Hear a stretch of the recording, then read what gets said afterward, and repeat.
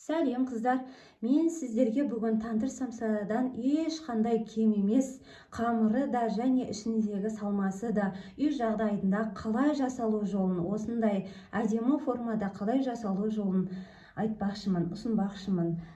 Бетіндегі мына кішкене қалпақ тәріздес, қараңыздаршы, қандай күшті болып пісті. Сіздер де жасап көріңіздер, қалай жасалу жолын видеоны соңына дейін қараңыздар.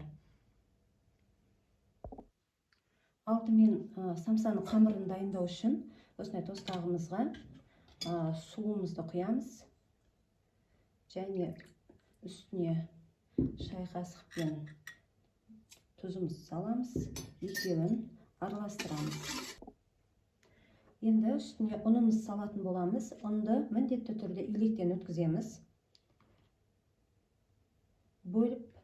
Екі бөліп салуға болады. Және осы ұнның үстіне ертілген сары майымызды құйып қамыр илейміз. Ұнды көбірек салып, қамырды жұмсақ емес, қаттылау қылып илейміз. Осылай қолымызбен илей берсек болады.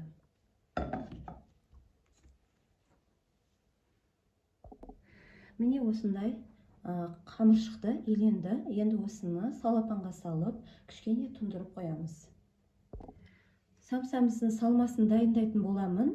Мен 2 картопты және 1 пиязды ашып алдым.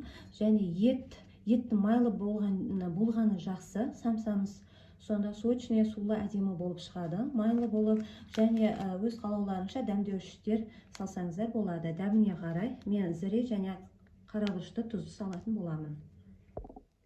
Міне самсаның салмасы дайын. Мен барлығын 4 бұрышты етіп турап алып, дәмдеуіштерді қосып дайындап қойдым. Енді қамырымыздың июі қанды. Енді осыны бөліктерге бөлеміз. Міне қамырымды осылай 6 бөлікке бөлдім. Не үшін 6 бөлікке бөлді десеңіздер, қазір мен әрқайсысын бөлек-бөлек жайып істеп көрсетемін. Екеуі үлкен, одан кейінгісі сәл орташа, үшіншісі ең кішкентайы. Осы үлкен қамырды жайып алдым, қатты жұқа емес, орта. Енді осыны мынандай самсаның формасын келтіру үшін осындай ыдысқа саламыз. Сол кезде әдемі болып шығады біздің самсамыз. Осылай формаға келтіріп аламыз. Енді осының ішіне біз бағанағы салмамызды, начинкамызды салатын боламыз.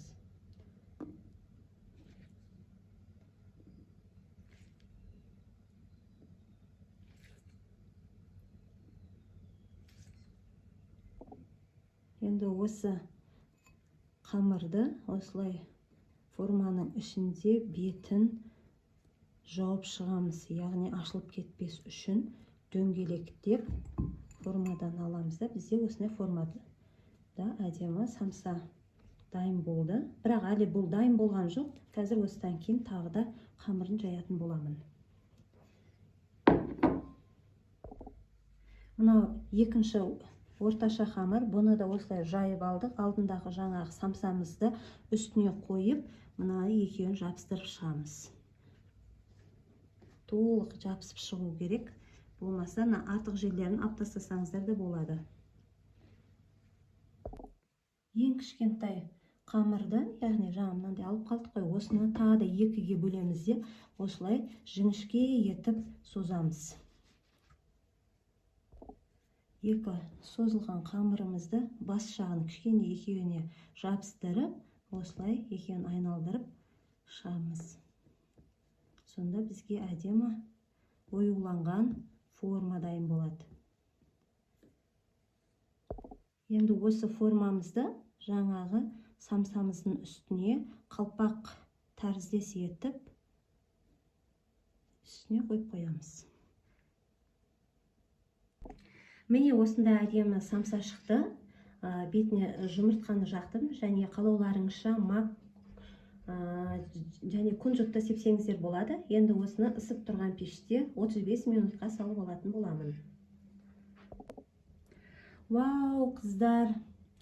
Енді мына самсаны айта алмаймын. Тандыр самсадан еш жері кем емес. Қазір ғана пештен шықты, ыстықтай болып тұр, қараңыздаршы. Дәмі енді. Сіздер де жасап көріңіздер, міндетті түрде. Қамыры өте оңай. Видео ұнаса, маған комментарий жазып, лайк басып, міндетті түрде менің арнама тіркеле кетіңіз.